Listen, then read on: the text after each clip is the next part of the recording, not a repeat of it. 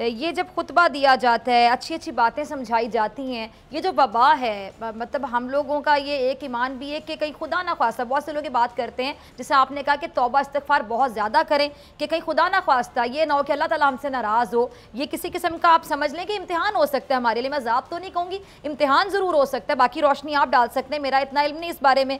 تو یہ آپ لوگ ریکویسٹ کریں تمام لوگوں سے، آپ لوگوں کو لوگ سنتے ہیں، یوٹیوب چینلز اب علماء نے بنائے ہوئے ہیں، ٹی وی پر آتے ہیں بار بار خطبوں سے جب خطاب کیے جا رہے ہوتے ہیں، خطبہ دیا جا رہا ہوتا ہے، اس میں یہ SOPs پر عمل درآمد کرنے کے حوالے سے آپ کو لگتا ہے کہ علماء کا ایک بہت اچھا کردار ہو سکتا ہے؟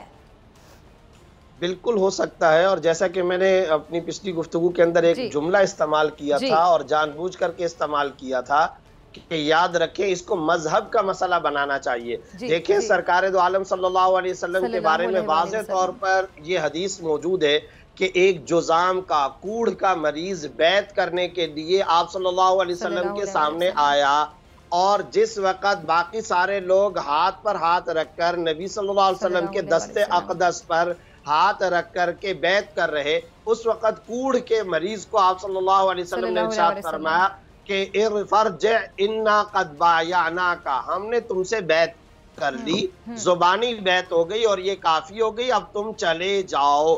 یہ باقاعدہ حدیث کے اندر ہمیں مل رہا ہے اور سیاہ ستہ کی کتابوں میں سے ہم کو مل رہا ہے.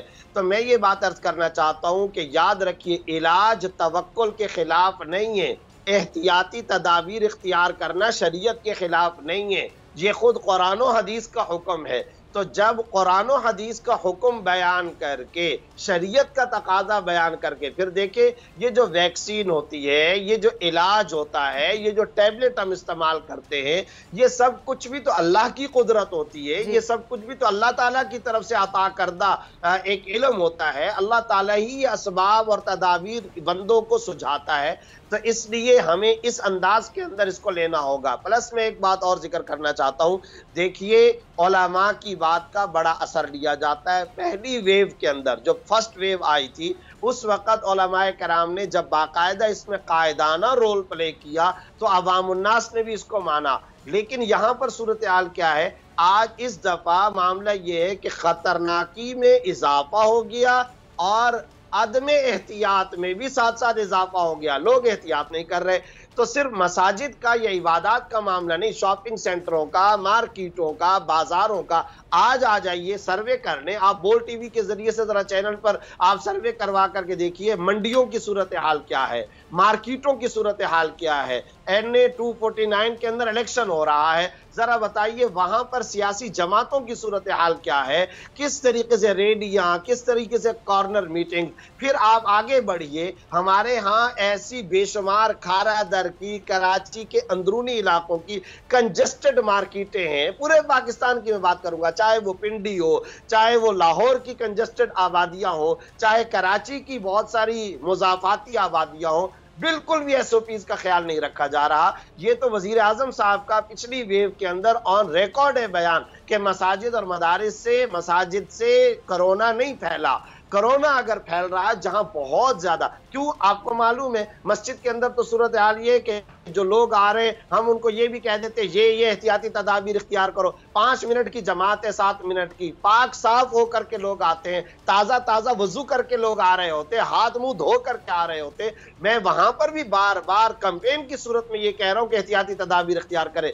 لیکن یہ بتائیے بازاروں میں تو کوئی وضو کر کے نہیں جاتا، مارکیٹوں اور دکانوں کے اندر کوئی بھی SOPs نہیں ہے. تو بحیثیت اجتماعی پوری قوم کو آنا پڑے گا، پورے سماج کو آنا پڑے گا. اور اب تو ISPR باقاعدہ آ کر کے پریس ریلیز دے رہا ہے، فوج آ گئی ہے، اس سے زیادہ حکومت کیا کرے. اور سیاستدانوں کے بارے میں ایک جملہ کہہ دوں، الحمدللہ پہلی ویو کے اندر ہم نے یہ دیکھا تھا کہ کئی مخالف سیاسی جماعتیں، موافق سیاسی جماعتیں، ان کے قائدین نے باقاعدہ یہ بیان دیا تھا کہ ہم حکومت کے ساتھ ہیں کیونکہ یہ مرض، وبا اور بیماری کا معاملہ ہے. بالکل اسی طرح اجتماعی اتحاد ہر سطح پر نظر آنا چاہیے. اسٹیٹ پالیسی اور اسٹیٹ کے تمام जितनी तदाबीर है तमाम लोगों को उसका साथ देना चाहिए, तब जा करके हम इस कोरोना वबा से डॉक्टर साहब, मैं आपकी बचाव। तरफ आती हूँ, आपने मुफ्ती साहब को भी सुना, तो हुकूमत उलमा से मदद क्यों नहीं तलब कर लेती डॉक्टर साहब? क्योंकि अपनी हालिया आपने देखा नमुसर रसालत के मामले पर कि अवाम उलमा को किस कदर इज़्ज़त की निगाह से देखती है, उनकी कितनी बात सुनती है,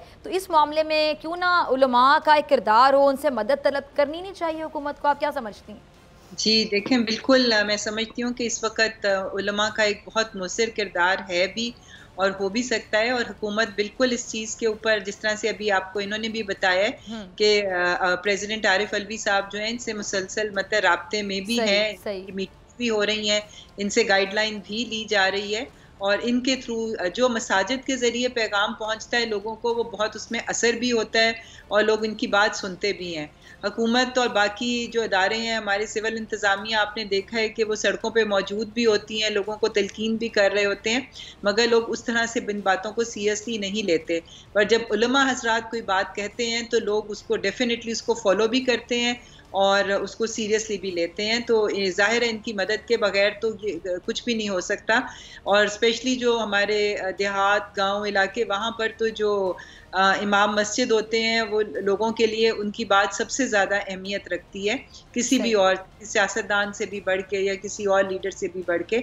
तो डेफिनेटली इनका बहुत एक अहम रोल है, और हमें उम्मीद है कि जिस तरह इन्होंने हमेशा ताउन किया हुकूमत के साथ, और पिछली वेव्स के अंदर भी इन्होंने एक इम्पॉर्टेंट रोल अदा किया है, इस दफ़ा भी इंशाल्लाह ताला इनके ताउन से जो है ये मैसेज पहुँचेगा। जी किबला याद साहब, मैं चाहती हूँ कि आपका भी एक लास्ट कॉमेंट है इस प्लेटफॉर्म से, आप क्या रिक्वेस्ट करना चाहेंगे?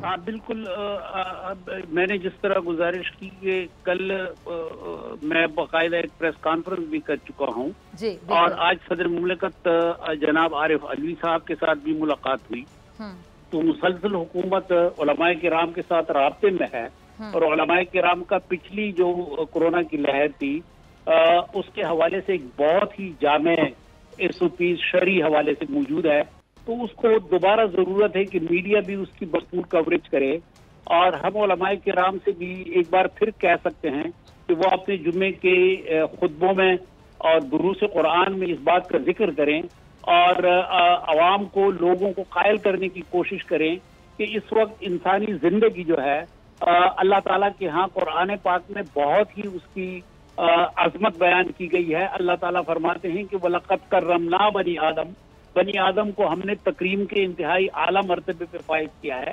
चुनांचे इस हवाले से जो एहतियाती तदाबीर हैं वो इंसानी जान को बचाने के लिए हैं, और इंसानी जान का बचाना जो है वो हर बंदे के लिए जरूरी है।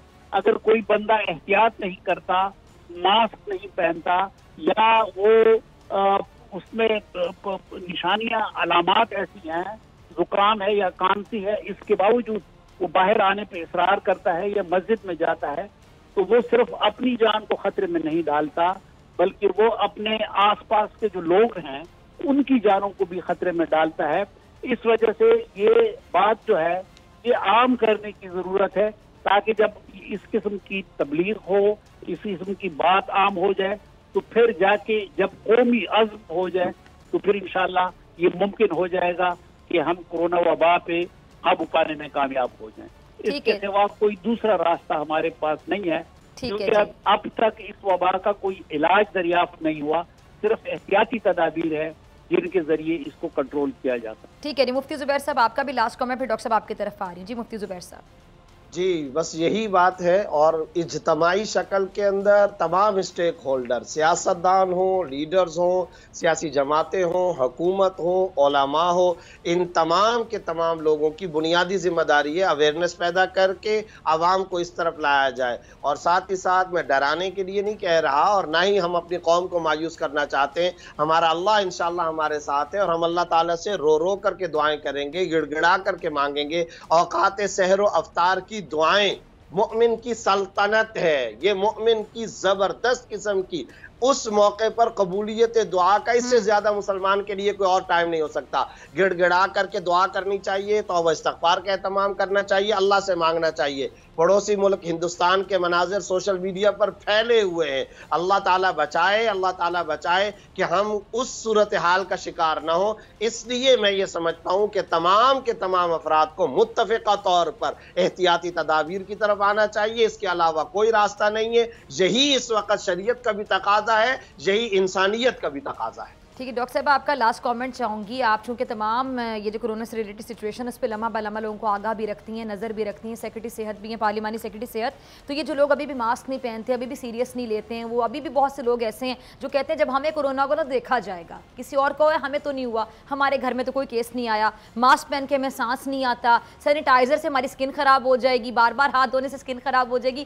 حالانکہ بار بار ہاتھ دھونے سے اسکن خراب کیسے ہوگی, مجھے تو یہ سمجھ نہیں آتی. مطلب ہر کوئی اپنے آپ میں چھوٹا موٹا ڈاکٹر ہے, ہر کوئی اپنے آپ میں کوئی نہ کوئی رائے رکھتا ہے. پلیز ذرا اس پلیٹ فارم سے آگاہ کیجئے لوگوں کو کہ اس بیماری کو, اس وبا کو سنجیدگی سے لیں, ورنہ خدا نہ خواستہ اگر ہمارے حالات انڈیا جیسے ہو جاتے ہیں تو کیا ہماری اتنی کیپیسٹی ہے ہاسپٹلز کی, ہم مینیج کر پائیں گے؟ لیکن فضا, یہ میں آپ کے توسط سے یہ احتیاطی تدابیر تو ظاہر ہے بہت ضروری ہیں, مگر آپ کے توسط سے میں یہ بھی پیغام دینا چاہوں گی اور اپنے جو ہمارے بزرگ ہیں میں یہ بھی کہنا چاہوں گی کہ ویکسینیشن کے لیے بھی لوگوں کو آمادہ کریں اور ان کو بتائیں کہ ویکسینیشن بھی علاج کا ایک حصہ ہے, اور وبائیں جو ہیں اس طرح کی اتنے بڑے پیمانے کی وہ ویکسین سے ہی ان کو ختم. اچھا, ویکسینیشن کے بارے میں بھی ڈاکٹر صاحبہ بڑی کنٹروورسیز ہے کہ یہ ویکسینیشن ہو جائے گی تو پتہ نہیں کیا ہو جائے گا. نہیں جی, یہ بالکل سیف ویکسین ہے جی, اور دنیا میں جب کبھی بھی کوئی وبا آئی ہے جیسے چیچک کی, اسمال پاکس کی, تو ویکسین کے ذریعے ہی اس کا خاتمہ پاسبل ہوا ہے. تو میری یہ بھی درخواست ہے کہ لوگ سامنے آئیں, اپنی رجسٹریشن کرائیں اور قومی فریضہ سمجھ کے ویکسین لگوائیں. اس وقت اگر ہم نے اپنے ملک سے اس وبا کا خاتمہ کرنا ہے تو وہ ویکسین ہی اس کا واحد حل ہے, اور اس کے لیے علماء نے بھی ہمیں اجازت دی ہے, اور انہوں نے بلکہ یہاں تک کہا ہے کہ روزے کی حالت میں بھی آپ ویکسین لگوا سکتے ہیں, روزے میں لگا سکتے ہیں ویکسین. ٹھیک ہے جی, ابھی حال ہی میں جو رمضان ٹرانسمیشن کر رہی ہوں, افطار کی نشریات میں نے ابھی جو آج ہم نے افطار نشریات آپ کے سامنے پیش کی بول انٹرٹینمنٹ سے, اس پہ بھی مفتی صاحب ہمارے ساتھ ہیں, مفتی عابد, انہوں نے کہا ہے کہ جی ویکسینیشن کا کوئی ایشو نہیں ہے, آپ روزے کی حالت میں بھی ویکسین لگوا سکتے ہیں. ڈاکٹر صاحبہ نے بھی بات بولی, تو پلیز ریکویسٹ ہے کہ تمام مہمانوں کا بہت شکریہ, میری بھی جانے سے پہلے یہ ریکویسٹ ہے آپ سے کہ پہلے تو اس وبا کو سنجیدگی سے لیجئے. کرونا ہے, ایگزسٹ کرتا ہے, پوری دنیا کو پاگل کر دیا اس کرونا نے. آپ دیکھ لیں کہ کرونا کو پورے تمام ممالک ہیں وہ برداشت کر رہے ہیں, اور ایسے ایسے ملک جن کی اکانومی اتنی سٹرونگ ہے, آپ دیکھ لیں جن کا ہیلتھ جو سسٹم اتنا سٹرونگ ہے, تو آپ لوگ بھی یقین کر لیں. پہلے آپ یقین کیجئے, پھر آپ ویکسینیشن کی طرف جائیے, SOPs کا خیال کیجئے, کوشش کیجئے اس بیماری سے بچنے کی. سبسکرائب کریں اور بیل دبائیں تاکہ کوئی خبر رہ نہ جائے.